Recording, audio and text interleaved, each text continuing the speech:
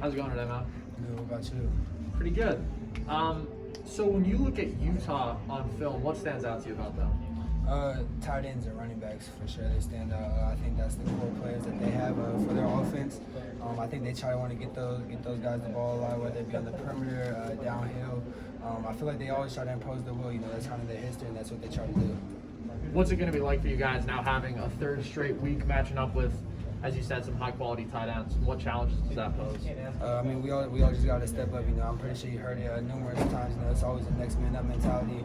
So whoever it is that has that challenge this week, they just got to step up, and the rest of the team, we always got to do our part, and just everybody just has to step up.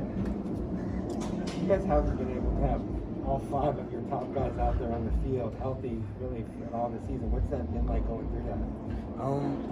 Obviously, I wish I could have all 5 of us out there, but really, when everybody's in, there's really no drop off. Whether it's Money, Keon, Tommy Hill, T. Lee, everybody that comes in, they're producing. So, really, whoever's in there, with however 5, 4, 6, however many people we got in there, I know whoever's in there to produce. So at the end of the day, that's all that matters. You've noticed that opponents have tried to take advantage of safety matchups, right?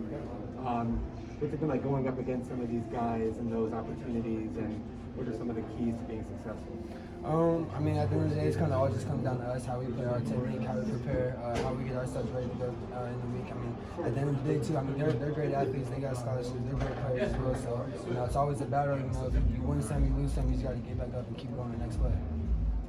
How much pride do you take when the opponent can't really run the ball, like Stanford, and they're going to throw the ball like almost every time? Yeah, it's great because then we make them one-dimensional. We now know what they're trying to do, so now we start really worrying about what we're trying to do. Probably mix up some pressures, disguise a little more with our coverages. We can kind of play more freely out there in terms of disguising. So when you can make teams one-dimensional like that, it really helps us on the defense. What's your thoughts about Utah? Because Boise State, Utah, that's been a thing, and now at ASU, just your experiences playing there, or the type of team that they are? I've never played. I played Utah State. Utah is going to be my first time. But just from talking to my teammates, especially the last time when they went up there and played there, left a bad taste in a lot of the nonsense. That's kind of really what I felt. Even before this season, when I first got here last year, that was it really hurt for a lot of people. So now we're ready to kind of go back there and handle business. Is that been a point of emphasis this week? No, not a point of emphasis. Just a reminder.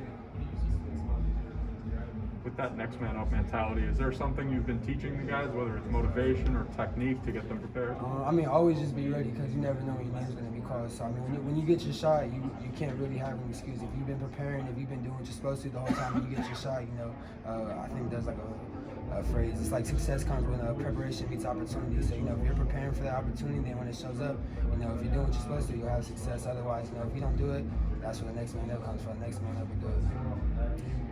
Your quarterback had a pretty good game this last week. They had just struggling previously. What do you think about just where their passing game is at right now? I think they got a really good time and really good rhythm. I think what we need to do, we need to get after the quarterback, probably disrupt him.